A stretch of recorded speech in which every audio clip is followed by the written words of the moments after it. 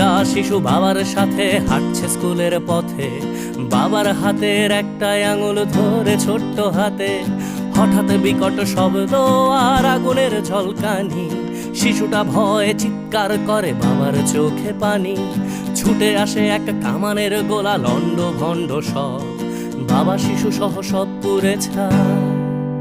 যেন পৃথিবীটাই নীরব, যুদ্ধ বন্ধ হোক, যুদ্ধ বন্ধ হোক, যুদ্ধ বন্ধ হোক, যুদ্ধ বন্ধ হোক, যুদ্ধ বন্ধ হোক, যুদ্ধ বন্ধ হোক, যুদ্ধ বন্ধ হোক, যুদ্ধ বন্ধ হোক।